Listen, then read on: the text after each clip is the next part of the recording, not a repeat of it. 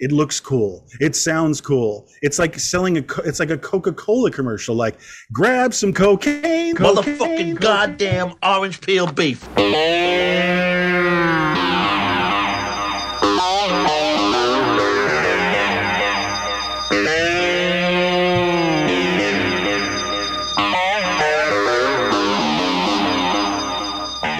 All right, everybody. It's time for One Fucking Hour. This is Evan Husney, and I'm joined, of course, by my co-host to my left, Tom Fitzgerald. Hello, folks. And to my right, Mr. Marcus Herring. How you doing? Hey, guys. I'm doing good. It's good to be here. All right. And, thanks to everybody who checked out last week's episode, which was One Fucking Hour on Overnight. The documentary chronicling the making of Boondock Saint Anger. Sorry. That was a lot of fun. And just before we get into this week's film and fucking hour, I just wanted to roll it back for maybe a new segment we can have here called One Fucking Hour Overtime, if you guys are cool with that.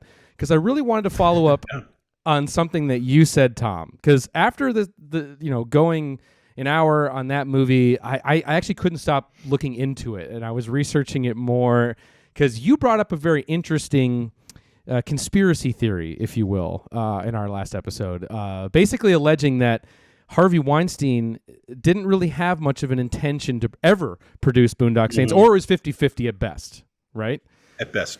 Okay, so I was on a YouTube spiral, and I came across a recent Troy Duffy interview. Okay, and this is like 2 hours long.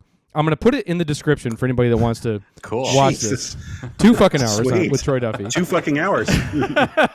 And and he's put together better in this, and but he touches on the making of Boondock Saints from his point of view. And he touches on Overnight. First time I think he's ever really talked publicly about Overnight. Wow. So that's really interesting, right?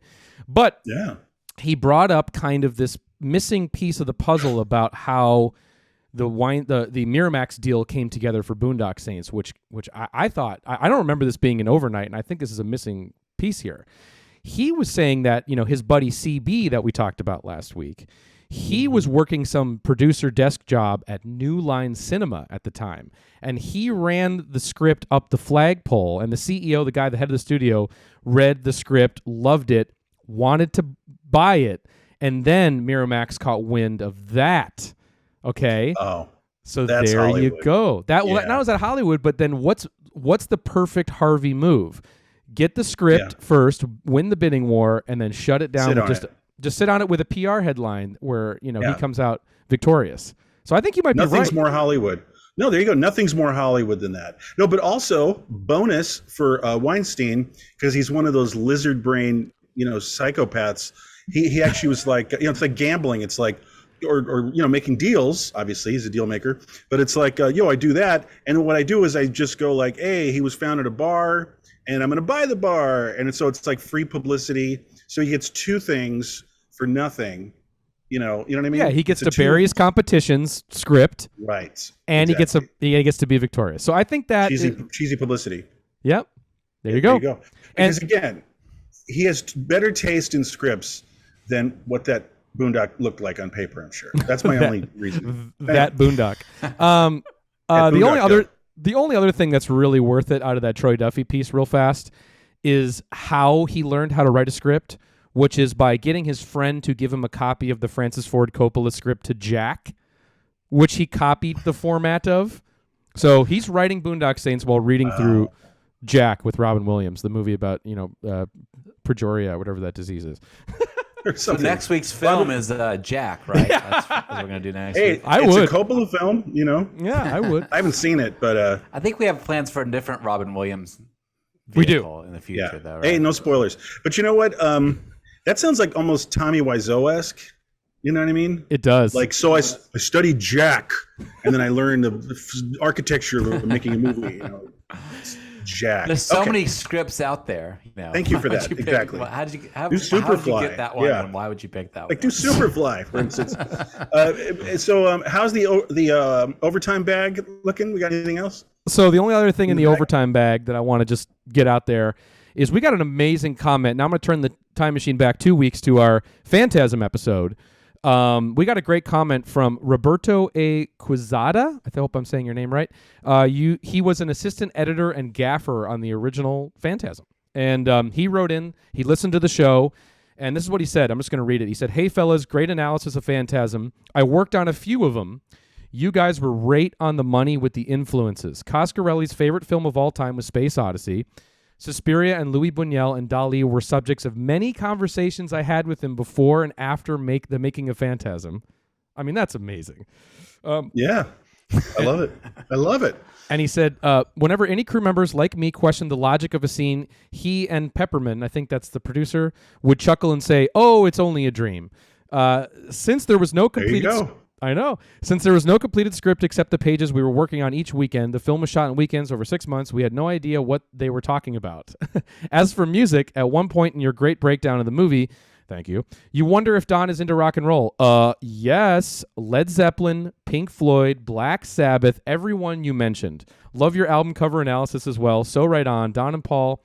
Then he goes on to say, Don and Paul edited the film themselves, and then Don laid down music tracks on each scene using the music of the very bands you discuss. How fucking cool is that? So let's slow down a little. So he did use temp tracks, like rock stuff. And I kind of exercised this, if I might. I played No Quarter and just threw on Phantasm, Led Zeppelin's No Quarter. And it was like, I don't know if he used it, but it just feels so fucking right to have like the visuals of Phantasm and like a song that sounds like No Quarter. And I get it, man. I get it. There's that Hounds of Hell line in it too. It's like, oh yeah, cold. Yeah. Yeah. So anyway, so I tested it and I was like, well, it's what the Jack director Francis Coppola did too. You know, he played for Apocalypse Now. He had a lot of temp track rock and roll, you know, that didn't make it into the film. God, I should have done that for Boondock. Boondock should have tried that. I'm sure they did. Actually. Oh, definitely. Yeah, Stone Temple Pilots. Okay. So anyway, he says, yeah, and then he said, you know, that the guy who scored the film, Fred Myrow, actually, you know, watched that cut and interpreted that for when he wrote all the music. He says lots of non-tobacco. Is there a VHS of that? I hope. You know? Oh my God. God I hope. Damn it. Or at least notes. We could recreate it. I want to do that. The only other thing he says that I want to just bring up here too is the film was conceived and shot long before Halloween and Star Wars. And he says that he remembers meeting with Pepperman and Coscarelli to discuss whether or not to reshoot all the scenes with the dwarves when they read about and saw pictures of the hooded characters. So Wow. and that's there you go. So I mean, he had the Jawas before the Jawas, man. That's amazing because he nails it. Like the size, the hood, you know, like the faceless hooded. You know, it's like he just gets it. It's just this parallel thinking in California in the mid '70s. Amazing. Yeah, something in the water over there with the dwarves. Yeah, exactly. Okay. It's a certain kind of LSD tab or something going around. I don't know. All right. The brown. That's awesome. That's Yeah. some good overtime. Yeah, thank you, Roberto, for writing in. That was just amazing. Made our week, actually. Really appreciate it. Amazing. Really appreciate it. Yeah, more of that, please. All right, so let's get into this week's episode, this week's film.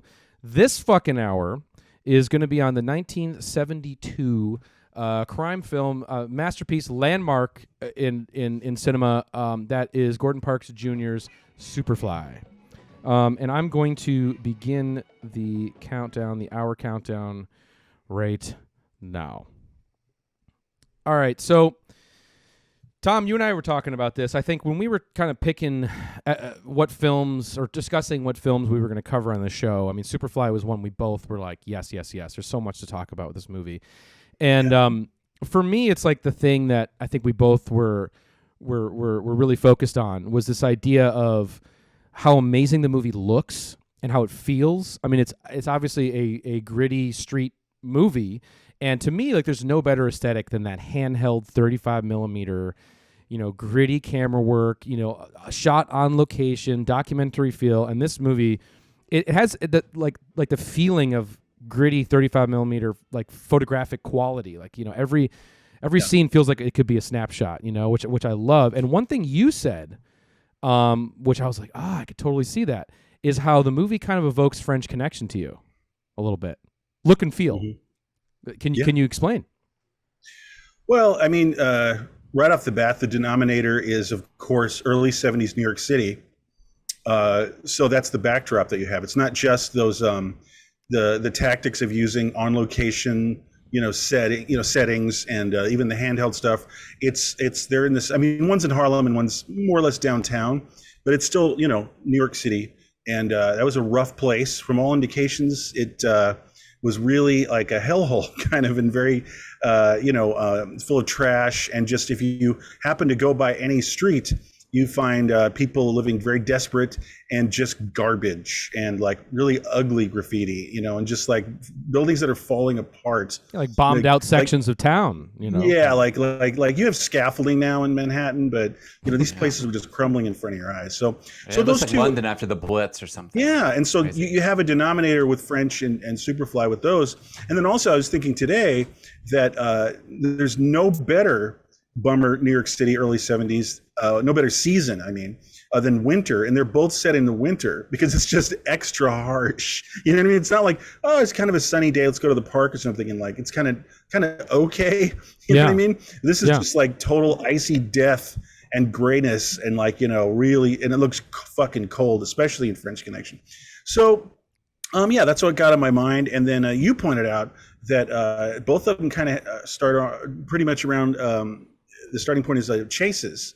Hackman is chasing the suspect they want to shake down, and then Superfly in his film is chasing the junkies who tried to shake him down in his hallway. So they're very similar, and I wouldn't be surprised if there was some kind of French Connection influence. It was a huge film. It won Best Picture. It was a huge hit, and they were making Superfly right around the time it was breaking as this phenomenon, and because French Connection is not to be underestimated as far as how acceptable can you make an ugly setting for your film, and specifically how ugly will you allow New York City to be portrayed. And I have many thoughts on this. I could do a whole thing on it, but it was the very beginning of it's like, like with French Connection, the hell with it.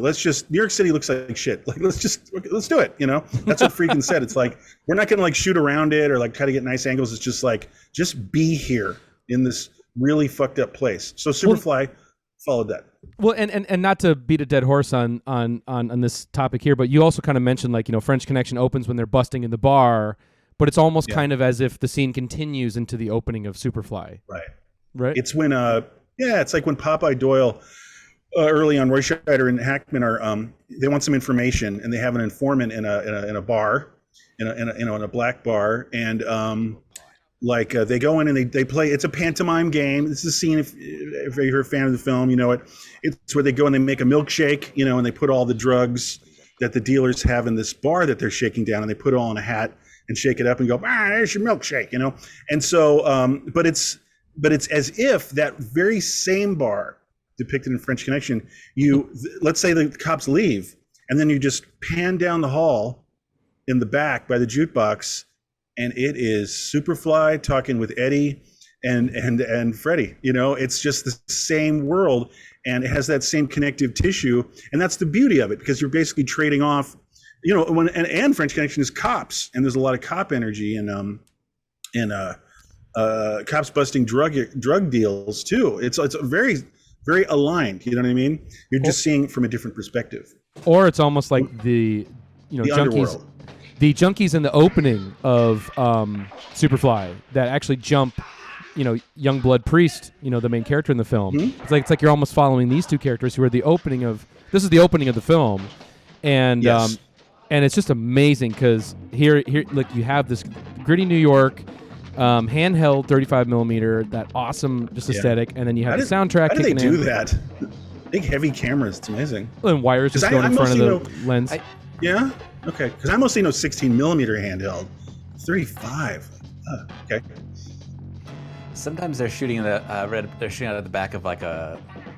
The wardrobe guy had somebody had like a convertible VW that they were shooting on at the back of. I thought that was pretty cool. Yeah, I heard about that. Yeah.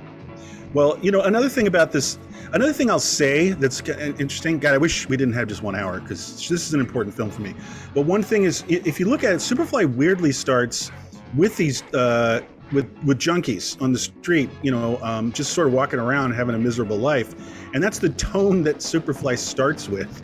It's not even our characters really; it's just junkies having an awful existence. And my point is, this chase ends not in some kind of cool, glamorous way.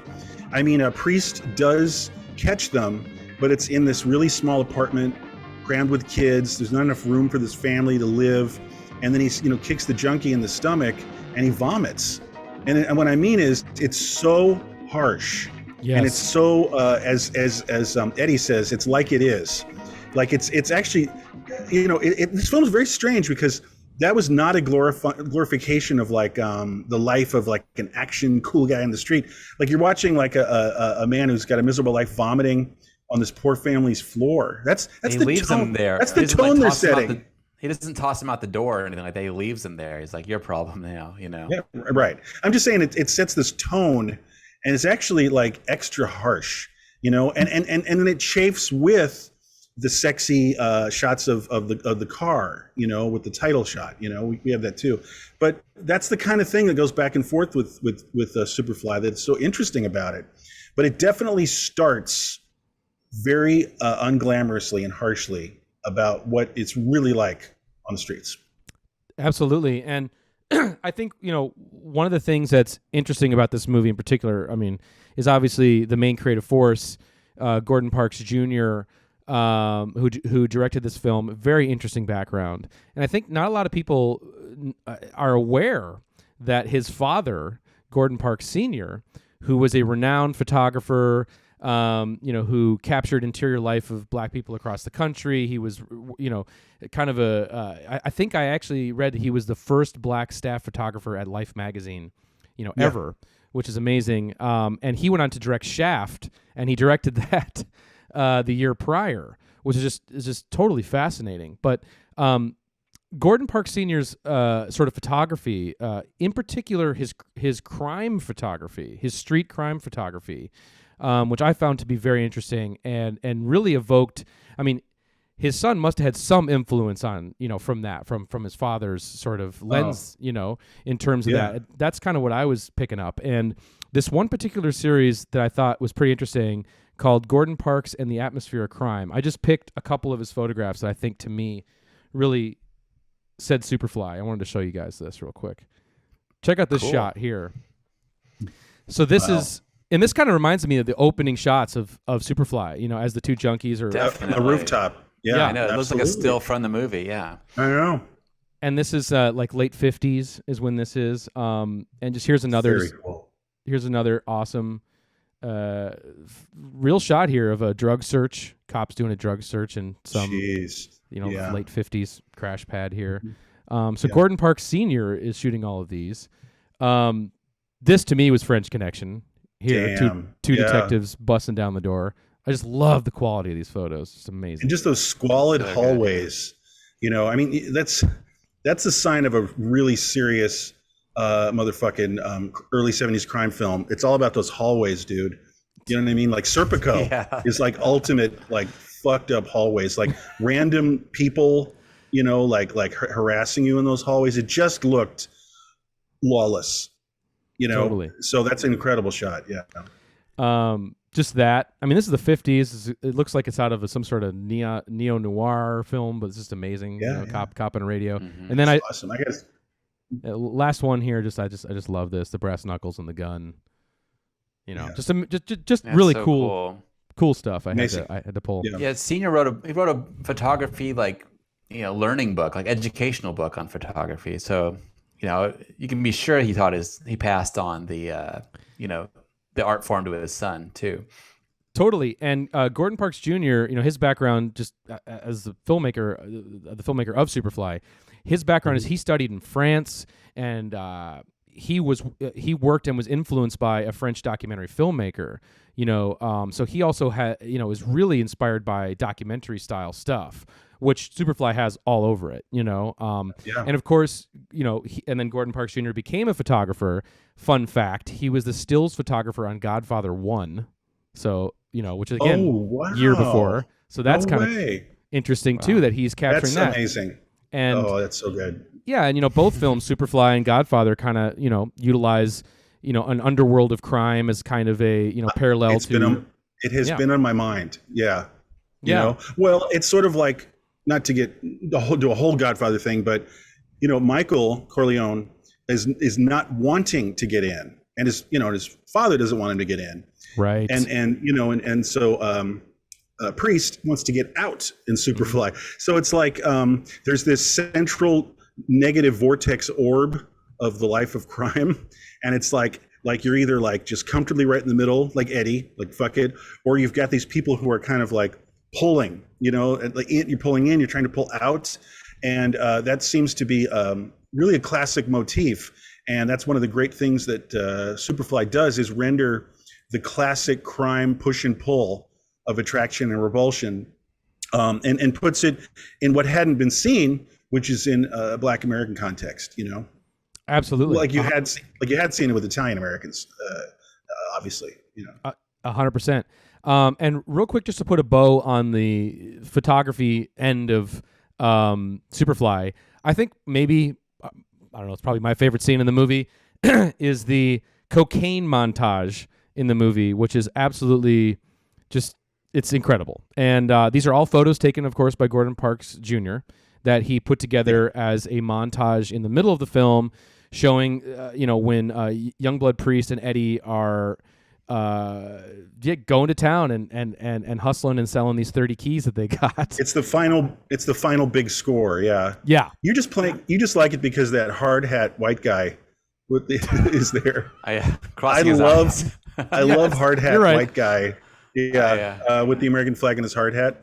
But no, and also shout out to Marcus here. It's a great montage, but it also gets into graphic montage, like the tripling of the stills, and it's having that kind of early that multi-frame, and it almost reminded me of like a Chris Marker or something, like telling the movie right here told with stills. Yes, totally having multiple panels per but the frame. creativity cool. of like inside the frame of composition. The composition. I love to hear that they're one of the albums they're cutting rails off of is there's a riot going on. Sly the Family Stone. The other one was. Yeah. Wow. Okay. I never saw that. Couldn't figure out the other one. It says something strings, but too busy looking at the hard hat guy. I was too. Is he not on our? He's not on our Instagram yet. He will be. He is. Yeah. Okay. He posted today. Hard hat coat buyer. Are we going to get to this? Is a long scene. Yeah, but there's a plenty. Well, can I say one thing about so natural and fun? It got them to laugh and smile. It looks like a great time. Like this is the glamour part. Well, I go ahead. Oh, sorry. There's one thing I just want to say about this too is that and this is 72. So cocaine was very different then than it would become later into the decade and into the 80s. I mean, this wasn't something that people on the street really had access to. This was a drug that was kind of for the elite or the people that really could afford it. And it was expensive. It was expensive, and it really, I think one thing that we're going to get into is the entrepreneurship of young blood and really penetrating these different markets across the city. That's what's brilliantly shown here in this montage, where you do have hard hat white guy and these other people, buying from them, and it's really showing this whole network that he's created, and clearly rich bourgeois people too. Like we can talk about later, maybe like Priest's mistress, and he says to her, she's like a kind of an uptown white girl in areas, and he says like, you're just about my best, you're about as good a dealer as I am or something, because she knows all these Warhol kind of scene people, and they want coke. The thing is, this is the second big coke deal movie phenomenon, because Easy Rider, a lot of people don't know or remember, but those guys are hauling cocaine in Easy Rider. Yeah. And it was very novel and weird. Cocaine was an obscure drug. I mean, if you went to a rock festival, for instance, and sort of the lumpen proletariat, it's weed.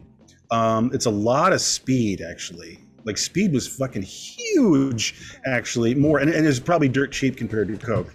And then, of course, booze, and then like over-the-counter speed too, like prescription pills. Yeah, right? and then pills. Yeah, lots of pills. And cocaine was way down the list. There's probably almost hardly any cocaine at one of those big 1969-70 festivals, like Ghost Lake Festival. I've been researching that one. Like cocaine, it was just too expensive, and it also wasn't really on people's radar. It wasn't really in their lifestyle. I could see New York City definitely gravitating towards coke, even early on, like then in the early 70s, because it's part of a lifestyle. Let's go dancing at a discotheque. You know what I mean? You know, there he is. You know what I mean? And it was also was a big sex drug too. You know, it was less about getting loaded and sitting in the mud.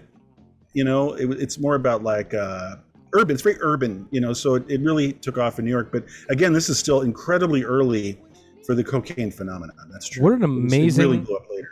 High art scene. I mean, that really is like it's a 3-minute passage in a movie like that. How freaking cool is that? And what you're hearing is Pusher Man underneath it, you know? Right, which we'll definitely get into. We should definitely get into the whole fucking hour on the soundtrack for sure. But before we do that, let's talk a little bit about this movie, because obviously, you know, stylistically the movie's off the charts. It's incredible stylistically, but also the look, the sound. Yeah, but you know, I mean, for me, the term, you know, blaxploitation, I think this movie really does transcend. I know that's a historical term, kind of looking at, you know, a lot of the films coming out into the early into mid 70s, a lot of the studio ones especially. But this movie, I think, really transcends this. I really do look at this movie as an incredible, you know, gritty crime film that has a lot to say, and it's even, you know, pretty existential too, in terms of the struggle that goes on between Youngblood Priest, who's the main character in the film, and you know, he's an interesting character, because here's a guy, you know, he's a connected dealer. He's at the top of his trade, ostensibly. I mean, he has all the material items he could probably want, but yet he, you know, this comes back a lot in our show, the malaise. He's got the American dream, as Eddie says. Right. And he's disenchanted with life, and he yearns for something more, so he wants out, you know, and Superfly becomes this amazing story about, for Youngblood Priest, it's all about self-determination and independence, and that's what he really wants. And throughout the whole film, he's really pondering that, and this is not something that's subtle in the movie at all. All the characters are talking about this constantly, you know. So yeah, he's not happy about his situation. I read a quote from Ron O'Neill where he says, like, you know, the black man becomes a hustler because he's forced or led into it by socioeconomic force. This is him talking about his own character. Mm-hmm. So being a hustler is not a fun thing, and you know, and he's like, I think we show that in the movie. And I think he's reacting to maybe criticism at the time that the film is glorifying that lifestyle. Mm-hmm. But the film does make it very clear that he's unhappy, like doing that line of work, you know. Totally, and he's over it, and wants to leave it. that's the whole arc of the movie, you know. He wants to get out. Absolutely, and on that point, Marcus, too, one thing I felt, you know, was interesting is that Lindsay Peterson, one of the few black film critics to praise this movie upon its release, said that the movie presented an important message about the failure of American society to freely provide legitimate opportunities for its bright but impoverished young black men. And that's kind of right on. Right. That's what Ron's saying about his character too. And it's like, yeah, if you have the skills to be an entrepreneur in this world, the only thing you can really do is apply it to a life of crime, you know. And that's one. Well, that's thing what Eddie says. Right. There's a direct quote from Eddie. We didn't pull it or anything, but it's him reacting to first hearing of Priest's idea to do one big score and then leave the game. He just says, "This is the only game that the white man gave us," you know, and so you have to make a choice. And you know, early on, there's a couple things going on. Frankly, I think too. There's definitely just the necessity to make more than like the pittance you might make at McDonald's or something like that, but also there's this other thing that's a very American story. And later on in the film, he is talking to his white kind of uptown chic mistress, and he says, "You know what? Honestly, lady, I thought I wanted something when I was young. When I got this whole game started, being a coke guy, I thought I wanted this. I thought I wanted the car." the cool apartment, a girl like you, and then now in its disillusionment, which is actually a broader American story, in a way, like where the Totally. materialist, getting glitter in your eyes with the materialism, and then you just sit down one day and take a deep breath and go, this is not making me happy. And what does make him happy is being with his girlfriend, Sheila Fraser, Georgia, and it looks like they have a very real, deep connection, him and Sheila, and on all fronts, and that's rewarding. And he's really over the sort of plastic thing that American capitalist culture does, consumer culture does, which is like this will make you happy. Just keep fighting to make just a little more. And Eddie's playing that game, too. And also, just rambling a little bit, Eddie and Priest are the two oppositions. Like Eddie, a long time ago, made a decision to just like groove right into this, and he's just going to live comfortably. Because he's got nothing else, is more or less his take on it.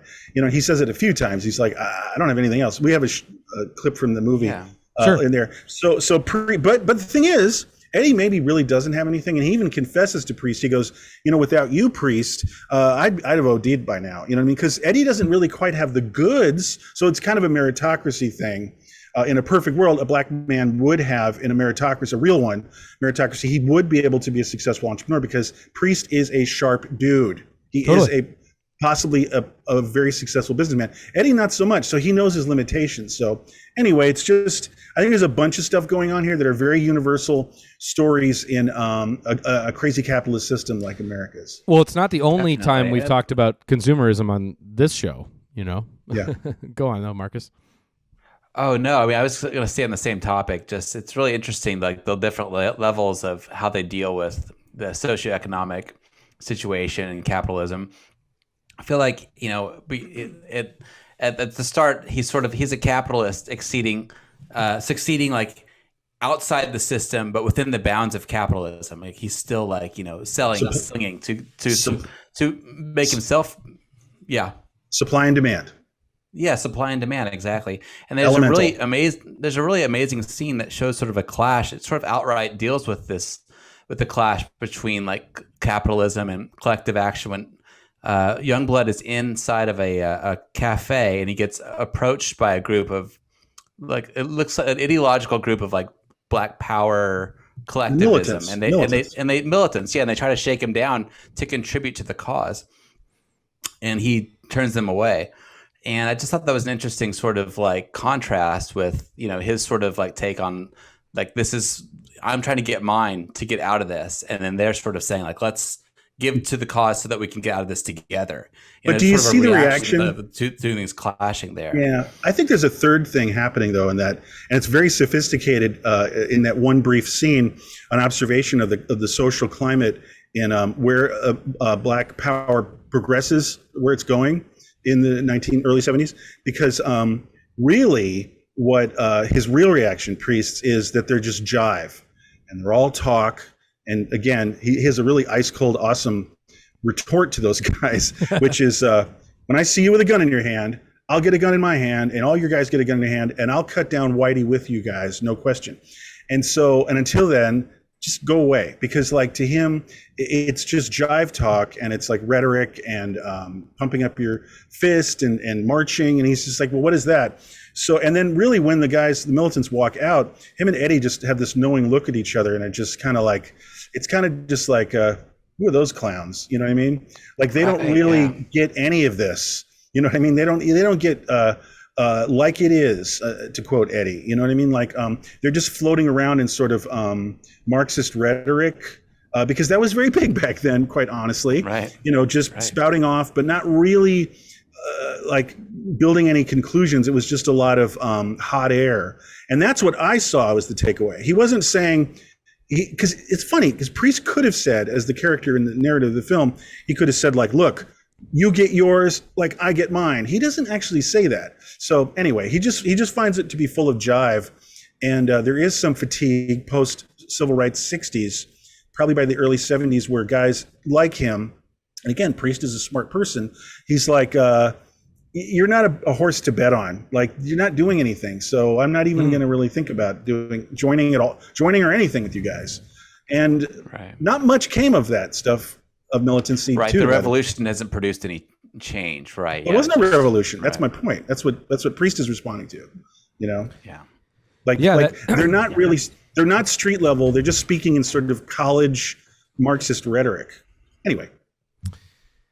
Well, one of the things, it's interesting. Totally. Yeah. Just of what's, happening at the time. In that one scene. Yeah. In that one scene. And it's really, capturing a lot of the things that was happening in that specific amount, in that time. Can I take advantage of this? Sure. Maybe and start bringing up the cast and crew, the people behind and in front of the camera. Yeah. Did we want to maybe go down that road because it's so rich and, classic dumb Tom, 1 fucking hour theory. And we've gotten into this a bit and we will again, I'm sure, especially with low budget films like this that aren't studio driven, top down driven decisions. This is a great collection of people. Like Texas Chainsaw Massacre, I always think like it wasn't quite an auteur thing, like it wasn't like a complete vision where everyone's just like a puppet and there's a puppet master auteur. That sort of iconic consideration of like a big auteurist classic film. No, I think films like this, Texas and Superfly, again, very low budget, is that they chose and they lucked out and they got an incredible group of people in each position. And each of those vital positions were all these people who brought a lot to the table and had talent, but they're also very inspired. Not to get sidetracked, but in Texas Chainsaw, the guy who plays Leatherface, he researched, mentally incapacitated people's body movements. Like some other guy who was cast as Leatherface might not have done it. So what I'm saying is you've got everything. You've got Philip Fenty is who I wanted to bring up. Mm-hmm. So he is the screenwriter. And he has a lot going on, man. And this incredibly succinct scene we just described Nuanced, that articulates so much. And that's a tribute to Phil Fenty. So he's the first on my list. A very interesting person. He didn't make many other scripts. He did The Baron a few years later, which is kind of interesting. And then even Ron O'Neal, actually, he was friends with Phil Fenty, a guy who plays Superfly. He was personal friends. And Ron O'Neal contributed a lot, so they collaborated. It wasn't just like people. And then I'll shut up. But I'm just saying, like, no one here was just punching the clock. Everyone brought a lot to the film because they were really inspired. That's I can tack onto that a little bit too. Like Ron, he was like a Shakespearean actor, right? He's like trained Shakespearean actor, a thespian, and like you said, they went to school together, him and Phil, and then like I guess Phil took the story to Nate Adams, who was like ran an employment agency and was also like doing the wardrobe for it. He's the guy that I don't know his character's name in the film, but he wears sort of a gray check suit, a gray plaid suit. He did the wardrobe for the film, and he found like KC, who had the car and stuff. All the little pieces came together, like as you say, and they knew Gordon Jr. and Gordon Jr. was able to make it because of his father's success the year before. So yeah, it is like you said, it's sort of a ensemble crew that really makes it all come together. And let me tack on to that, if I may. I was looking into this a little bit too, just into how this movie kind of came together, and what really gave way to a lot of these talents coming together to make this movie is first, the film is completely independently financed. This is an independent movie, unlike funded by dentists. Well, that's what I was going to say. Sorry. Unlike a lot of the studio blaxploitation films, which are run by a studio and things like that, this film is financed primarily. The main two financiers were black dentists, and this movie set a precedent as being the first major distributed film to be financed predominantly by black limited partnerships, which is super cool, and one of the first majorly distributed films to have a largely non-white technical crew. And how that came to be is the dentists, one of their demands in the film was to press for the labor redistribution behind the camera, which gave way to that, and they actually tapped the Third World Cinema Corporation, which was the Harlem-based collection, the Harlem-based Collective. Collective? Excuse me. Yes, Yeah. that's what I was looking for. Which was co-founded in 1971 by Ozzie Davis. So his Awesome. Collective is what really kind of, put a lot of these guys into working into this movie and other media industries around the world. Right, and so you've got that going for it. Again, everyone's really inspired. It's not just a paycheck. It's probably hardly any paycheck, by the way, for these people. They probably worked a lot more than they got paid for. But the other thing I wanted to get into is you brought up KC. KC plays the pimp who just strolls by and says, "How'd you do?" to Superfly at one point in the bar. Should we show it? In Scatter's bar? Yeah, let's do it. Well, just we'll talk about it after. Man, what are you on my case tonight or what? Mix got away, doesn't it? I was around there scatting them hoes went crazy on me around there and embarrassing me and things, spilling that shit all over me. But I'm gonna be all right, crazy mother. I still love him too.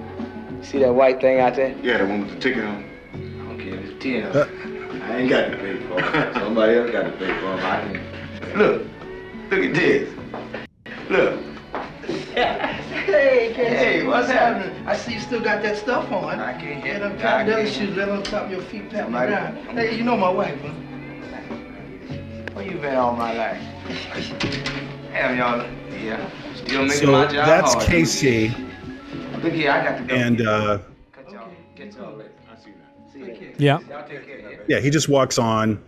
And I remember the very first time I saw it, me and my friend were like, somebody helped finance the film, and all they asked for was a walk-on because it has no context to anything, and he's obviously not an actor in any way. He's fucking KC, like he's just, that's like a documentary for a second, But the thing is, so this is what I'm getting at about the in front of the camera, and KC made a deal, and the deal was give me that scene, and you guys can use my vehicle, and that's what.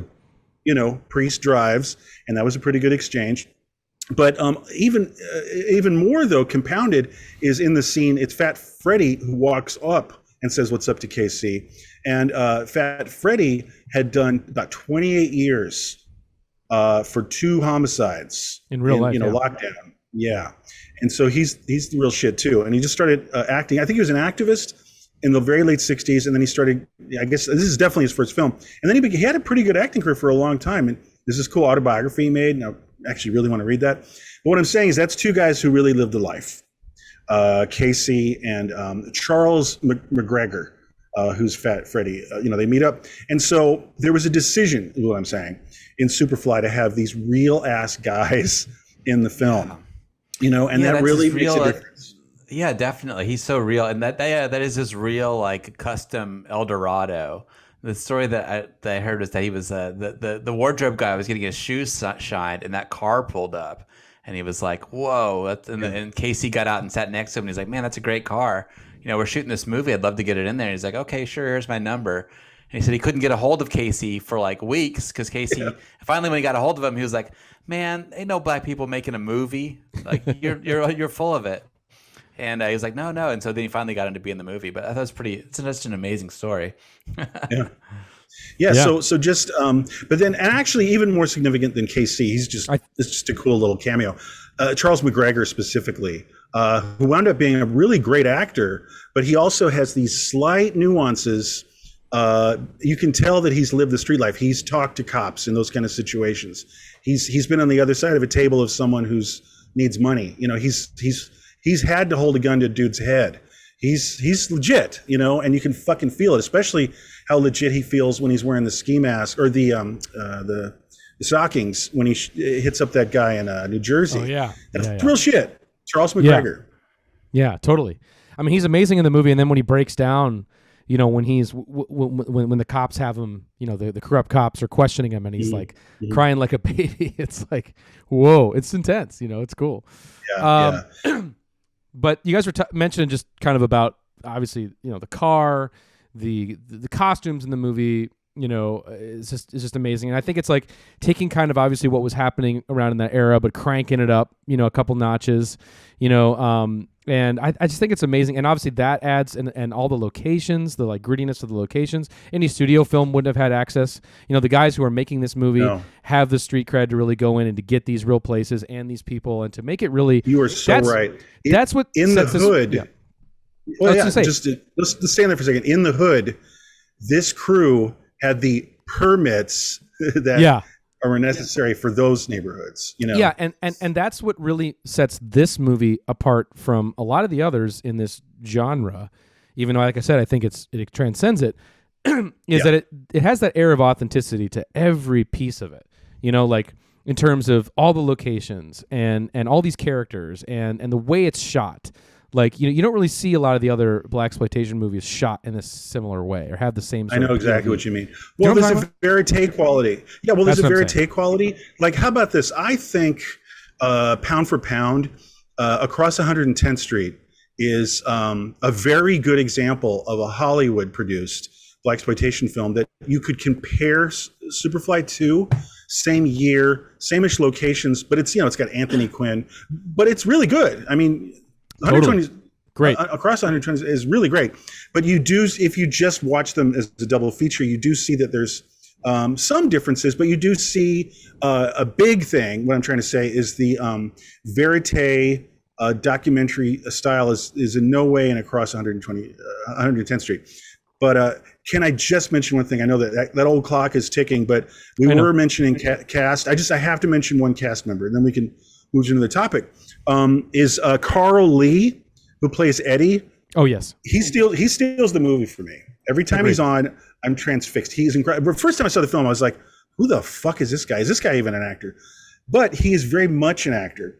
And he was married to Shirley Clark, who made The Connection and Portrait of Jason. And he's involved in A Portrait of Jason. He's like the other guy off screen. It's him, Carl Lee, Eddie, amazing, Shirley Jackson, and they're kind of talking to Jason and Portrait of Jason.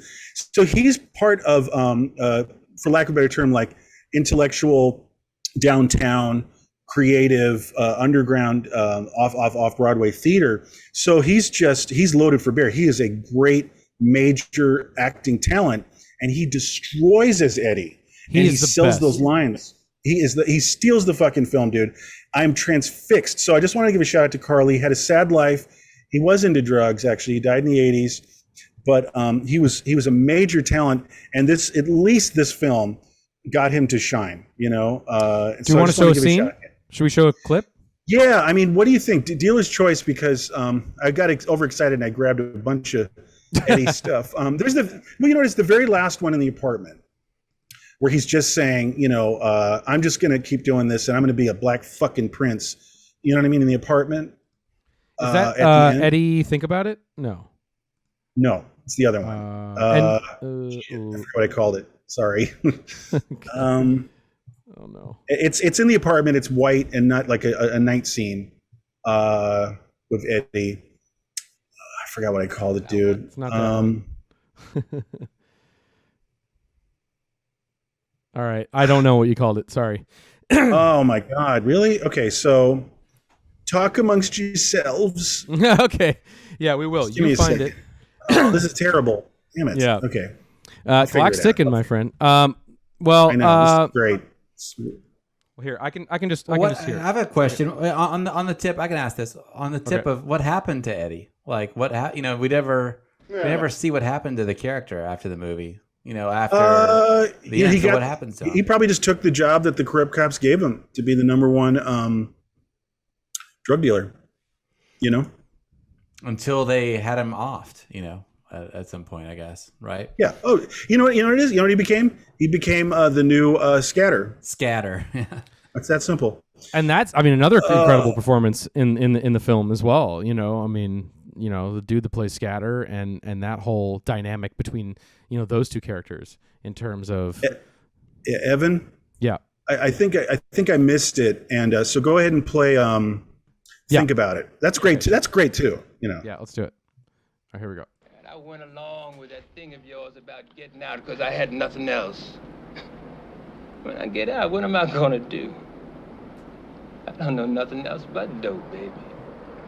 Taking it, selling it, bankrolling some other small-time pusher. You know, you got this fantasy in your head about getting out of the life and setting that other world on its ear. I love how it's direct to camera. What the fuck are you gonna do except hustle? Oh my God, dude. Besides pimping. And you really ain't got the stomach for that. Now, man, I ain't putting you down. If it wasn't for you, I probably wouldn't be here. I'd be OD'd someplace. Fuck. I'm just trying to make it real, baby, like it is. I mean, maybe this is what you supposed to do. Maybe this is what you growing to. I mean, just think about it. Don't throw it out. Just think about it. Oh my God, Awesome. That's acting, guys. That is acting. And I So went good. along with that thing of yours about getting. So, so I just wanted to, highlight Eddie, because Eddie's very important. As we were saying earlier, there's the dichotomy between the two partners, and he does sell out. He's amoral, and he doesn't have conscience because he does sell out Priest, and Priest is trying to have some morals and conscience. So they went rip that way. Yeah, well, directions. I think that's one of the interesting things about just the dynamic in the movie, where it's like, because what happens in the plot is it basically emerges that the police are corrupt. The police commissioner is the guy who's been supplying the cocaine to Scatter, and then eventually directly to Youngblood and Eddie, and that's what comes between them, because Eddie is basically just like, hey, this is our ticket to doing this, without being punished. We can do this the rest of our lives, and we'll He's be taking set. the deal. Well, very, very briefly, another great thing, Phil Fenty, respect, is there's something going on underneath the surface somewhat about general black determination. There's because the thing is, if Priest took the deal like Eddie does and wants to, it means that you're always answering to the boss upstairs. You don't have your own self-determination in your life. You can't make your own choices. You're a puppet. And that's what happened with Scatter. You just like, oh, what do you want me to do now? What do you want me to do? And then you get thrown out because you're no longer, worth to the people who really run shit, the evil, powerful white guys. So that's a big thing, and I think that's why many audiences cheered at the very end. Maybe we can show the end real quick as we barrel through this. Is Priest is taking control of his life because he could not control his life if he took that deal. That's very significant, I think. If he had another obligation, to some extent, which that would have been, right? Yeah. And then just as doesn't we're control his segueing- life. Of course, that's what he wants. He wants the independence. That's what this movie's really about. And one of the things that's really interesting is, and speaks obviously to just how smart and entrepreneurial Priest is throughout this whole film, is he thinks 12 steps ahead. Real quick, I know the clock's ticking, but I wanted to get this in because it's really amazing that he thinks ahead to, because Scatter gives him the envelope with the information of who the commissioner is, so you got who this person is. Youngblood thinks ahead. He contacts the mob, and this really shows too the clout that Youngblood has in his community. Like, he can go to the mob and get shit done. White killers. That's what he does. Like, he knows that scares the shit out of the police commissioner.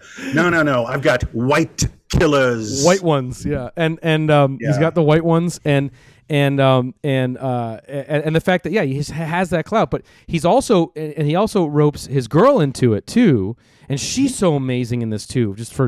She's incredible in this movie too. The love scenes, outrageous. But the thing is that the fact that she's in on this when he decides to go to Eddie for his money, gets the money, but he knows Eddie's going to double cross him, and he puts together this elaborate scheme where she takes the money and switches the suitcases, and she's in on it and totally down for it too. Is so great as a story point in this movie. It's another reason they bond in the elevator. It's really cute. It's really great. And then when they switch the suitcases. Right. And so now let's get to the ending, because the ending's incredible, and the ending truly is just amazing. I love it. And I've heard when it would happen, in black neighborhoods, the ending, you couldn't hear anything. The film just disappeared. The audio, people were going completely insane. So let's watch. I believe it. How this closes. I think you ought to know something. I had the very best killers there are. White killers. White ones, baby. So you better take good care of me. Nothing better happen to one hair on my gorgeous head. Can you dig it?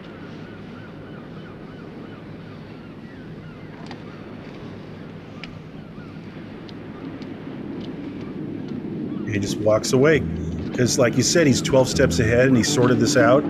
He sorted it out. He played it right where he could just fucking walk away, you know? And you know what I really like? There's an action scene right before it where he kind of kung fu's the cops, you know? But the really big ending is verbal, which is that is so Superfly to have people jumping out of their seats over like dialogue. And him saying, my gorgeous head. Like, that's when they went crazy probably, you know, and enjoyed him karate chopping, you know, and stuff. But that's what happened. He didn't like shoot a guy in the head or something. He just went like, I sorted my shit out. You're fucked. I'm out of here, you know? And he leaves all heroic because he's got, like you said, the morals and the ethics, and he finally rises above the system. And we show that you can't, even though he was this drug dealer that was, you know, like preying off of his own, you know, community and beating people up. People probably died like because of his actions, etc. Yeah. Oh yeah. You know, that he's like an anti-hero, but he becomes heroic. He rises out of it, and you can't judge him for his life before because the system. The legal system is corrupt from top to bottom too, you know, all the way to the top. So, yeah, that's right. Total corruption, straight up and down. So, it's awesome. Please. Well, sorry. I was just gonna say it's just awesome that, you know, he's, you know, and also in the line too, right before that, in that scene, the clip we watched, he says like, you think you own me. And he turns the tables. No, I actually own you, and I think that's like the most empowering thing. And then he basically rides off into the sunset, like, you know, John Wayne, you know, into his car. It's just it's amazing. And one thing I know you want to bring up, it's a happy ending. It is. You know, it's funny. It's Superfly is a happy ending, and you know it's God. Everything's so strange then and always. Yeah. But groups like the NAACP, Mm-hmm. you know, Black empowerment groups, you know, Black positivity. You know, they hated this thing, and a lot of them just wanted to like have the reels seized and like, you know, the film not played, burn the prints. But sometimes they would say, go back, reshoot the ending of Superfly, and have him shot in the head and killed. And I thought, ew, that's kind of weird. To like, that's what you do want, because, you know, it's like, you know, the morality, the consequences of the immorality. You know, the judgment is death. And I thought, God, there's nothing else. There's no other way to think of it in this sort of binary way where it's like, he's a sinner. This is what a bad black man gets, is shot in the head. And I'm like, what do you guys think? That's kind of a twisted way to look at it, you know? For a new, different ending of Superfly. Oh, we see that a lot in American movies, that people need to pay for their crimes. You know, a lot of times you see that in like a series or something, that someone is like a bad guy killed somebody, and you know that he's going to pay for it at some point. Like, but Americans kind of want that a lot of the times. Well, I think it's also complicated by like bad black. This is what happens when you're bad as a black person. it's kind of this moralizing. You know, it's like you can't be a criminal and a black man and have a happy ending. You just can't. Oh, and that's what I mean. And this movie being as real as it is, I mean, you know, it is also in the confines of the situation that Youngblood came up through. You know, this is what his life was. You know, and that's and this is where he had to apply his talents, was into this world. That's all the system gave him, and that's what. So that would be a fundamental. That would go against the themes of the movie completely. I know, and bottom line, he's a businessman. Exactly. And by the way, this is happening right now in this country, where there's talented black men and entrepreneurs, and they don't have, you know, they're not going to Yale. And the drug game, it's not just that it's alluring, like, oh, I can make a lot of cash. If you're stupid, you're not actually going to make a lot of cash. But if you're a sharp guy and an entrepreneur, in a lot of cases in really fucked up neighborhoods, you're going to do this kind of business, you know? So, let's do it. Barreling towards the elephant in the room, which is maybe the most famous element of Superfly, on a pop cultural level. Should we just go right to it? Let's real quick before. Oh, okay. All right. Sorry. Let's make them wait one more second. Go ahead. Let's make them wait one more second. I just wanted to make sure you got please. this in because as we're kind of on the theme of it. Is you didn't really touch on the reaction of the cocaine montage. That just right.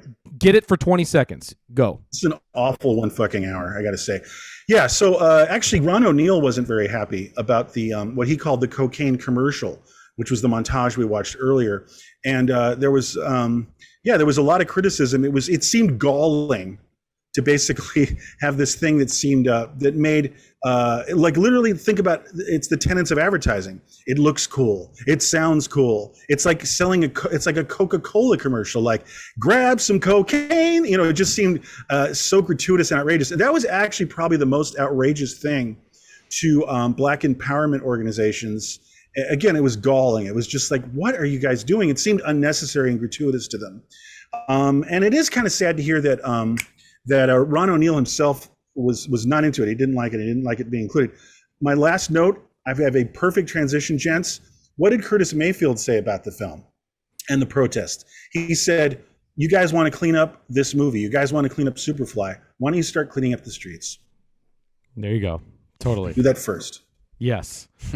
And that is a perfect transition to the most famous element of the movie. Guys, you ready?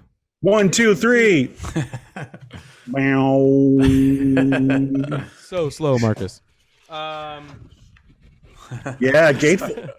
A die cut action. Yeah. Die cut, baby. So, I mean, guys, the greatest soundtrack of all time. It's some of my favorite music ever. It's like top 10 music. Forget every context, you know. Yeah, outside of the movie, it's great. And then within the context of the movie, it's great. It adds multi-layers. Yeah. It's almost like a narrator or like a Greek chorus or something. Yeah, you know, the way it's contributing to absolutely. Freddy's Dead. So powerful. You know, it's interesting. On Freddy's Dead, the vocal version doesn't actually play in the movie. I know.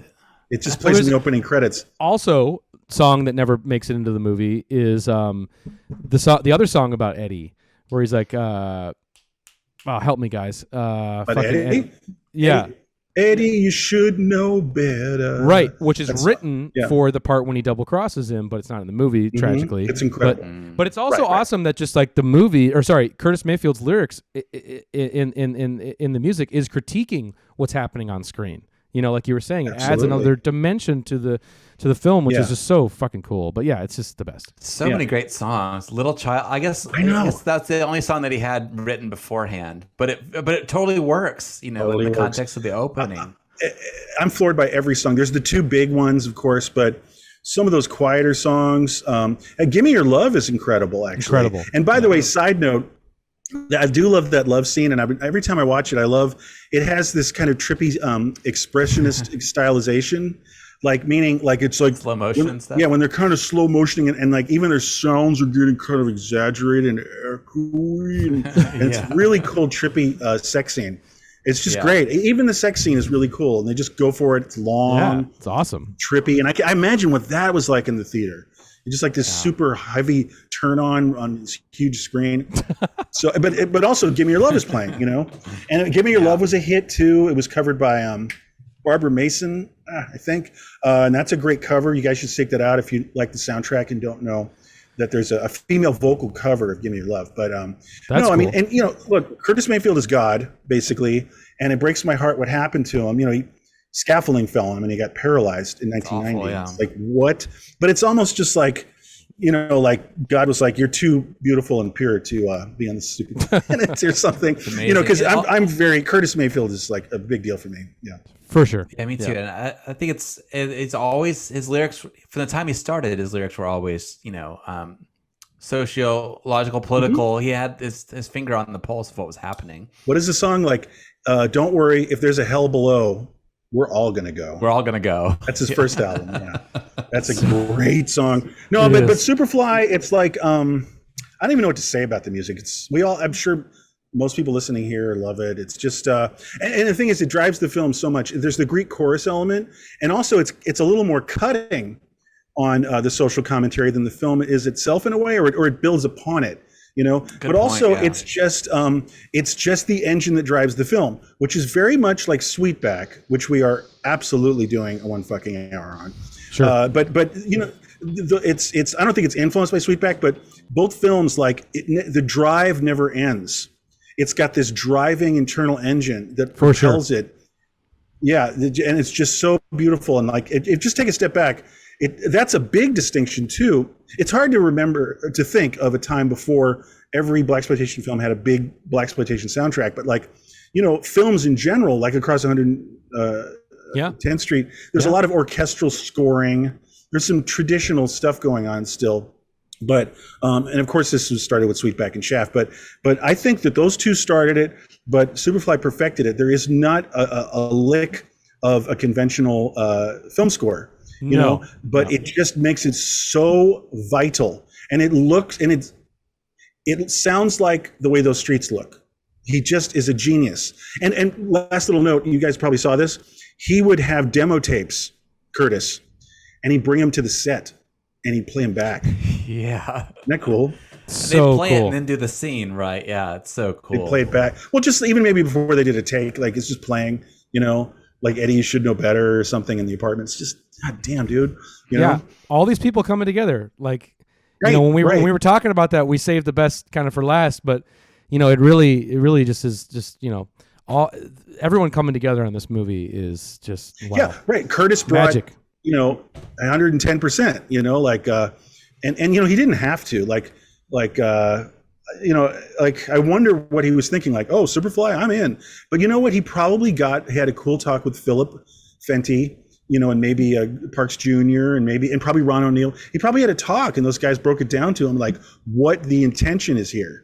You know what I mean? Like, because it was a very small film. Like, think of a world where Superfly was a bomb, you know, it just disappeared and nobody cared about it, you know. Yeah, I read he was really excited to be like a soundtrack composer, like thinking of himself as like Henry Mancini or something. That it was like an amazing opportunity for him to like Quincy Jones, you know, to do that. Yeah, maybe Quincy Jones, because Quincy Jones was fucking shredding at that time as a film score composer. Dollars soundtrack.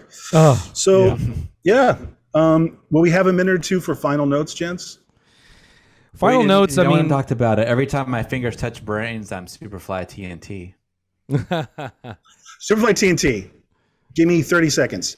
You got it. My evidence that Superfly is a weird special art film is the subsequent sequel, because Shaft's big score, Shaft in Africa, getting kind of campy, getting kind of corny. But Superfly TNT, the sequel, first of all, directed by Ron O'Neal, written by Alex Haley, who, you know, subsequently did Roots. It's set in motherfucking like Rome, like Italy. So they immediately, look, the Colosseums, dude, and Superfly. And so I watched it because it's one of those movies people hear about, but I don't know anybody who really watches it. I didn't ever watched it. Watched it last summer. It's very odd. I won't say it's good, and I won't even recommend it as like it's entertaining, but it is so different than Superfly. I mean, obviously the location changes things, but there's also some really beautiful, cool, tender scenes with Sheila Frazier. He's still with his girl. Like, if you think about it, this is what happened. He leaves Manhattan with Sheila, with Georgia. They go right to Rome. Like that in the narrative of this film, and he still has ill threads. Like he looks fucking bananas, you know, like cowhide, you know, jackets and stuff. But it's a film about like black militancy and numbers and like running money laundering and stuff like that in North Africa and Italy. I recommend it as a curio. And again, I'm just saying they made a very uncommercial film that probably disappointed and confused Superfly fans. But that's what I'm saying. These guys had weird integrity. They're interesting people. And they made a total like bonkers sequel. I just want to say it's one of my favorite movies. One of my favorite movies of the 70s. It gets better with every viewing. Highly recommend it. Same. It's just same. One of the coolest movies of all time. Put up the end title card, dude. Put up that beautiful 1930s end card. Look, that is the end card for Superfly. What a beautiful choice. It has so much style to burn, even the last frame. Well, guys, this was a challenging one fucking hour. I need more than an hour. So Yeah, who knows? Maybe we'll have to maybe we'll have to find another way to get out more thoughts on this movie. I like how you think, Evan. There's always overtime. I know what you're thinking. You know what I'm thinking. We got some other plans. We got some big plans. Think about it. It's always overalls. There's always more overalls. All right, guys, that was a challenging one fucking hour on Superfly. But man, it just goes to show you, it's really an amazing film, and there's so much to talk about it, even beyond very special a fucking hour. Rewatch it if you haven't seen it in a while, or you thought like, it's okay. It's really special. Yeah, it really is. Thumbs up. Yeah, one of a kind deal. Yeah. So let's touch on next week's one fucking hour. Next week, Thanksgiving weekend. Right. It's Thanksgiving weekend, and we were thinking, what is a film feast, a film gorge? It's long. It's got big fat ass scenes. It's an epic. It has indulgent. It goes too far. It overstuffs itself. What's perfect for Thanksgiving? Maybe. Nah, that's kind of slow. But it's kind of slow. Kind of slow. No, what we're referring to is, that was for you. What we're referring to is Bob Fosse's All That. We each get a word. We each get a word. Wow, never mind. All that jazz. Jazz. Wait, let me eat this fruit. Okay. Yeah, all that jazz. I'm off the clock, fool. I'm off the clock. I mean strawberries. All that but jazz. Yeah, we're doing all that jazz. That's a monster. And guess what? If we thought Superfly was bad to just do for an hour, all that jazz. It's gonna be brutal. Like the open heart surgery footage during the dance number. There's so many setups. It's showtime, folks. It's gonna be rough. It's gonna be a nightmare. One of the best of the 70s. Definitely get your pre-watching of all that jazz, especially if you have never seen it. I'm sure there's a lot of you who've never seen it. It's not what you think. Because you'll be lost. If you'll be lost. Yeah. Well, you're always lost if you don't watch the movie we're doing. But it's a monster, and it's so fun. It is. I need to rewatch it soon because to do some homework. But I can't wait. I've seen it a million times. And it's flawless, and it's an epic, and it's one of those last big fat 70s movies too. You know what I mean? Just those big monster overstuffed turkeys. So again, that's why we're doing it for Thanksgiving. So, Bob Fosse. All right. Well, thank you guys for joining us for one fucking hour at Superfly, and we'll see you next week. And your moment of zen. When we made Superfly, we made it about the way things actually are.